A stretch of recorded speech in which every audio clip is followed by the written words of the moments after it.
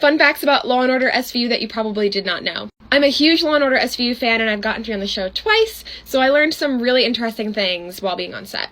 The first one is any scene that's indoors, every single person that you see is paid to be there. Every single person was given a direction, a motive, something. They are paid to be there. They are background actors. But anything that's outdoors is a mix. So you'll have background actors, then you'll have regular people, because they don't always close off like sidewalks. I actually don't think that they can. I'm not so sure about that one. But it's very easy to detect who is paid to be there versus who's not. If you watch any episode and you see an outdoor scene, pay attention. People that are confused looking, those are real people. People that are just walking and not looking at the camera, those are paid people to be there. They don't put signs outside when they're filming outdoors because they don't want to grab attention, even though they have a camera crew and everything. So people just start walking and they're like confused. I'm out of time, Blake, for part 2. Hey, yeah, can we have a table for 2, please? But do you think it can actually be table either 13 or table 22? Because those are, like, the best tables, obviously. Yeah, I actually used to work here, yeah. I know exactly how you feel, girl. Like, don't worry, you're gonna get through this. I actually don't need a menu, I know exactly what I'm getting, but do you know if Joe's working tonight? Because if Joe's working tonight, you have to tell him that Kirsty's here. He's going to freak out if he knows I'm here. You have to let him know. Yeah, I used to work here, so yeah, he'll know exactly who you're talking about. He'll know exactly who I am. Yeah, we're ready to place our order, yeah. But actually, I know it's super busy in here, like, it looks really crazy, and I know the feeling. So if you need me to go into the back and just place the order for you, like, I have absolutely no problem doing that, just let me know. Oh my god, Joe, it's so good to see you. I know, I try not to come back in here, but, like, my friends wanted to see it, so obviously I had to bring them in here and show them where I worked for so long. It's so good to see you. How have you been? So tell me about this new hostess. She was a little weird and a little, like, cranky. I don't know how I liked her. Is she nice? Do you like her? Yeah. Rating celebrities that I've met, part 3. Okay, first up is Ice-T. I'm going to give him a 6 out of 10 because I literally walked into this man. I was on the set of Law & Order. It was my first time on. I was super nervous and excited because it's my favorite show, and I was directed to walk a certain direction, so I started walking in that direction, and then he was walking, and we just kind of like collided, and I literally walked into him, and then he just like brushed it off like nothing ever happened, but it was really awkward, and I don't know, I just felt really uncomfortable about it. So really, I don't know, he seems nice, but that was my only interaction with him, so. Next up is Justin Bieber. I'm going to give him a 9 out of 10 only because our interaction was super, super quick. It was just a meet and greet. He looked like that. I was like 12, 13 or something, and he was nice, but like there's really not much to talk about besides just like a, hey, thanks for coming, here's my autograph kind of thing. So there's that. Abigail Breslin I met at the audition for American Girl. I was auditioning to be her best friend at the time. I didn't get it, but she was okay. I'm going to give her a 7 out of 10 because she was just like average kid. Rating celebrities that I've met, part 2. Alright, first up is Lil Yachty. I'm going to give him a 10 out of 10, but for a different reason than my other 10 out of 10s. This one is because he's just a normal person, and I appreciate him for being just normal around other normal people. So I met him at this party, and he was just, like, a genuinely, like, nice individual. He didn't act any type of special way, didn't expect special treatment. He was just chill. I appreciated that, so 10 out of 10 for him. Next up is Howie Mandel, and I'm going to give him a 7 out of 10, but that's only because I've met much more humble celebrities. With him, the 2 or 3 times I met him, it was just like a quick, hey! And like that was it, and he just kept walking. But I mean, you can't really expect more from him anyway, so it's fine.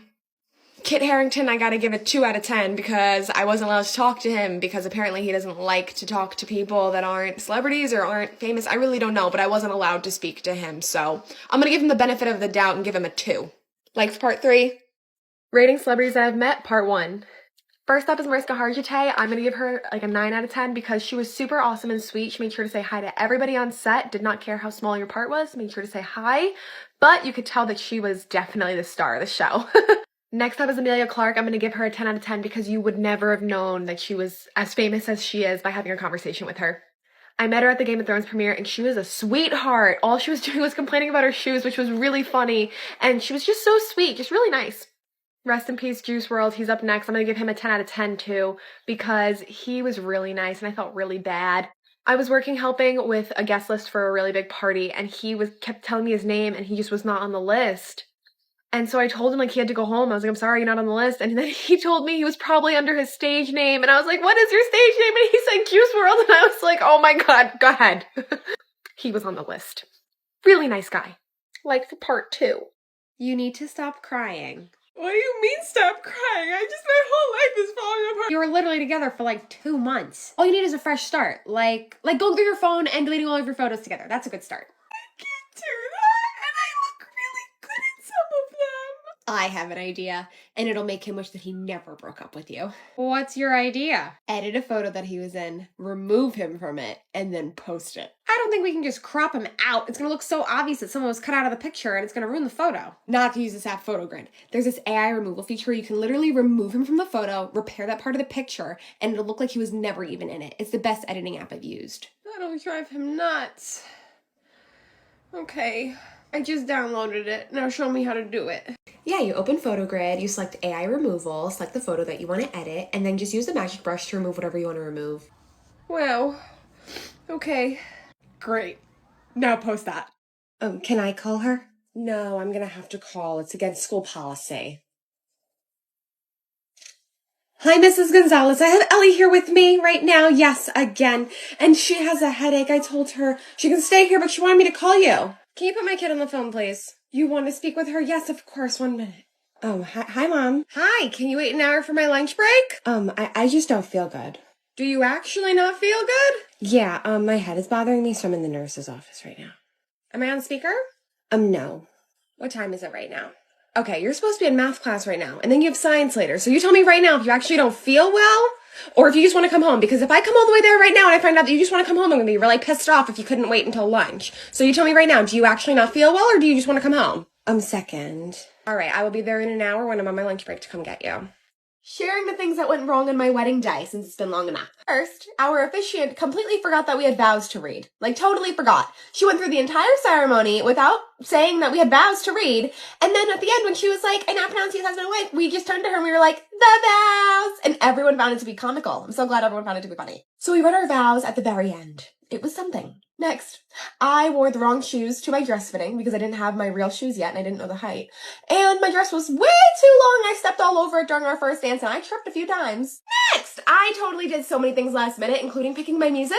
And I forgot to tell the DJ that I wanted to change the song that we walked down the aisle to. So it was the wrong version and started playing and I was like, this isn't it. But we had to go down anyway because, the song was on and we got to get married.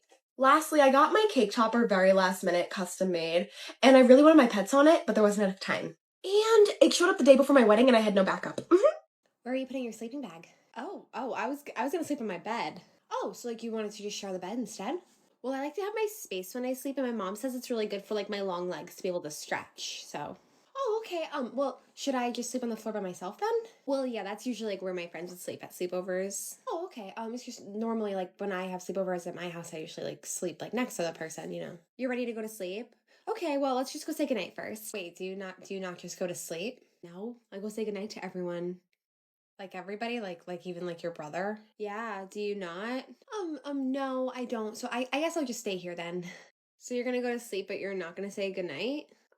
Well, I guess that'd be kind of rude. Do you just wave and then say goodnight? No, I go out there and I give everyone a hug goodnight, and then we step outside all together as a family and we look at the stars and we count them and we all pick one and we make a wish. Do you not do that? Oh, okay. I guess I'll come then if I have to.